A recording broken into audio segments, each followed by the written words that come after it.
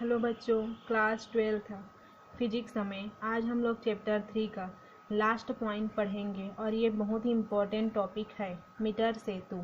ठीक है, आज हम लोग देखेंगे मीटर सेतु की संरचना, उसकी सूत्र की स्थापना। ठीक है, और मीटर सेतु होता क्या है उसको हम लोग देखेंगे। तो पहले मीटर सेतु का स्ट्रक्चर, उस मीटर सेतु क्या कहते हैं, उसकी संरचना को हम लोग देखते हैं। फिर मीटर सेतु के लिए हम लोग व्यंजक प्राप्त करेंगे। ठीक है, पहले देखिए हम लोग का जो मीटर सेतु है वह होता क्या है। तो इससे पहले थोड़ा सा इसमें दिया है, उसको ध्यान दीजिएगा। मीटर सेतु व्हीटस्टोन सेतु के सिद्धांत पर आधारित एक उपकरण है जिसकी सहायता से किसी चालक तार की प्रतिरोध अथवा उसके पदार्थ का विशिष्ट प्रतिरोध ज्ञात किया जा सकता है। मीटर सेतु हम लोग का व्हीटस्टोन सेतु, जो मैं इससे पहले वाले वीडियो में आप लोग को पढ़ाई थी, व्हीटस्टोन सेतु का सिद्धांत उस पर डिपेंडेंट है। ठीक है, और ये मीटर सेतु की सहायता से हम लोग क्या कर सकते हैं, किसी चालक तार का प्रतिरोध अथवा उसके पदार्थ का विशिष्ट प्रतिरोध ज्ञात किया जा सकता है। तो पहले देखिए मीटर सेतु हम लोग का होता क्या है। इसमें 1 मीटर लंबा तार प्रयुक्त किया जाता है, अतः इसे मीटर सेतु कहते हैं।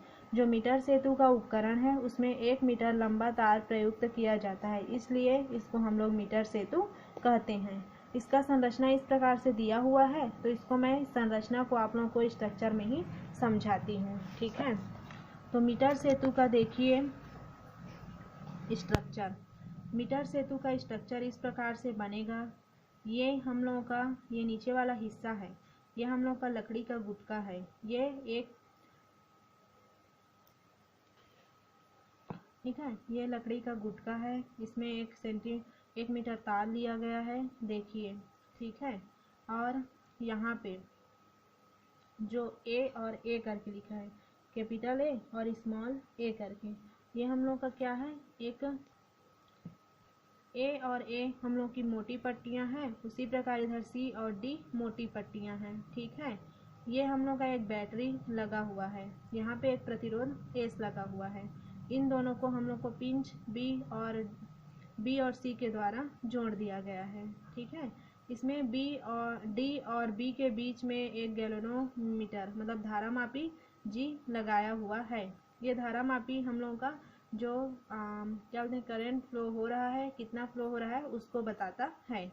और इस पूरे विद्युत परिपथ को एक विद्युत वाहक बल या सेल के द्वारा जोड़ दिया गया है। इसमें कुंजी के लगा दिया गया है।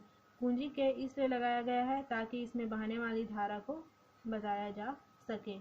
ठीक है, इसके लिए हम लोग को एस का मान ज्ञात करना है। ये एस प्रतिरोध को हम लोग ज्ञात करेंगे। एस का प्रतिरोध ज्ञात करने पर मीटर सेतु को हम लोग पूरी तरह से सॉल्व कर सकते हैं। तो ठीक है, इसका स्ट्रक्चर, इसका वर्णन इस प्रकार से कीजिएगा। अब इसका सूत्र की स्थापना हम लोग देखते हैं। सूत्र की स्थापना के लिए देखिए, ठीक है, मीटर सेतु में सूत्र की स्थापना करके माना सिरे ए से संतुलन बिंदु बी की दूरी स्मॉल एल सेंटीमीटर है। मतलब यहाँ पे देखिए स्ट्रक्चर को, ए से जो मेरा बी है, ए से बी है, इसकी बीच की दूरी स्मॉल एल है, और ये पूरा खुद कितना है, 100 है। ए से सी खुद 100 है, लेकिन ए और बी के बीच की दूरी को स्मॉल एल माना है, इसलिए A B equal to L होगा। लेकिन ए सी तो 100 में छोटा मतलब बड़ा में छोटा को घटाएंगे तो 100 माइनस एल होगा। मतलब ये देखिए, माना सिरे ए से संतुलन बिंदु बी की दूरी स्मॉल एल सेंटीमीटर है, तब A B equal to small L centimetre और बी सी मेरा बड़ा है, तो बड़े का मान 100 है और छोटा माइनस एल है, इसलिए 100 माइनस एल होगा। और यहाँ पे हम लोग पी, जो हम लोगों का व्हीटस्टोन सेतु में प्रतिरोध है ना पी, उसको हम लोग सिग्मा एल मानते हैं। यहाँ पे बस आप लोगों को पी लेना है तो एल के साथ सिग्मा का मल्टीप्लाई कर दीजिए, और क्यू लेना है तो यहाँ पे इतना आया है उसके साथ सिग्मा का मल्टीप्लाई कीजिए। पी का पी यहाँ पे सिग्मा एल और क्यू का क्यू, और यहाँ पे सिग्मा 100 माइनस एल। अब देखिए, जहाँ सिग्मा तथा ए सी की प्रति सेंटीमीटर लंबाई का प्रतिरोध है, सिग्मा ए सी है ना उसका प्रतिरोध है। हम लोग क्या जानते हैं कि व्हीटस्टोन सेतु के सिद्धांत से व्हीटस्टोन सेतु का सिद्धांत क्या होता है? संतुलन की स्थिति में दो संलग्न भुजाओं के प्रतिरोधों का अनुपात शेष दो संलग्न भुजाओं के प्रतिरोधों के अनुपात के बराबर होता है। तो उसका मान क्या आता है? P/Q = R/S। P का वैल्यू मैं क्या निकाली हूँ? सिग्मा L, इसको मैं रख दी। Q का वैल्यू क्या निकाली हूँ?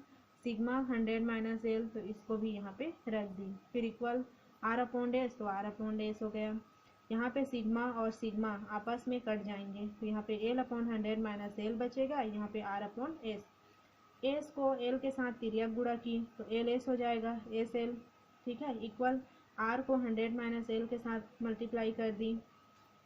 अब यहाँ से जब मैं S का वैल्यू निकालूंगी तो L इधर S के साथ गुणा में है, वो इधर जाके भाग में बन जाएगा। तो S = क्या हो जाएगा? R × 100 - L/L। ये हम लोग का क्या है? मीटर सेतु का जो सिद्धांत है उसके लिए जो सूत्र की स्थापना है, इसकी सहायता से हम लोग किसी भी चालक तार के प्रतिरोध को ज्ञात कर सकते हैं, ठीक है। आई होप आप लोगों को इतना समझ आया होगा। अब आगे देखिए, मीटर सेतु की सहायता से तार के पदार्थ की प्रतिरोधकता ज्ञात करना, ठीक है। तार के जो पदार्थ हैं उसकी प्रतिरोधकता हम लोग ज्ञात करेंगे। माना दिए गए, जो मीटर सेतु का स्ट्रक्चर है वहीं से ले रहे हैं ना।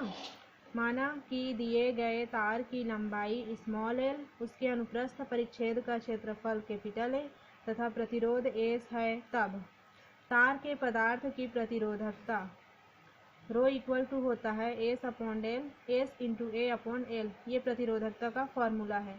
प्रतिरोधकता को ρ से प्रदर्शित किया गया है, तो ρ = S × A/L है। इसको मैं इक्वेशन नंबर 1 मानी। फिर देखिए, माना तार की त्रिज्या r हो, तो तार की त्रिज्या क्या है? r। तब हम लोग क्षेत्रफल क्या होता है हम लोग का? πr का स्क्वायर होता है। A = πr का स्क्वायर। जो A का मान है उसको मैं समीकरण 1 में लेके पुट कर देती हूँ। A का मान समीकरण 1 में रखने पर, देखिए A का मान समीकरण 1 में रखने पर तब ρ का ρ होगा, S का S होगा, और A के जगह हमें πr का स्क्वायर, तो यहाँ पे मैं रख दी πr का स्क्वायर / L का L हो गया। अब देखिए यहाँ पे ρ का ρ, फिर πr का स्क्वायर × S/L। ये हम लोग का क्या है?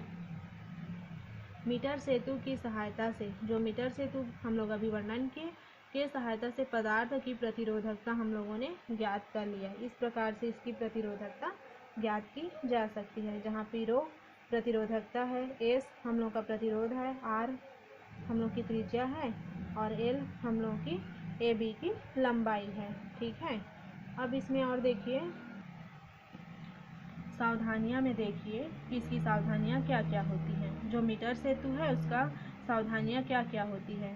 परिपथ में विद्युत धारा तभी प्रवाहित करनी चाहिए जबकि प्रेक्षण ले रहे हों, अन्यथा अधिक देर तक धारा प्रवाहित करने पर तार के गर्म हो जाने के कारण उसका प्रतिरोध बढ़ जाता है, ठीक है।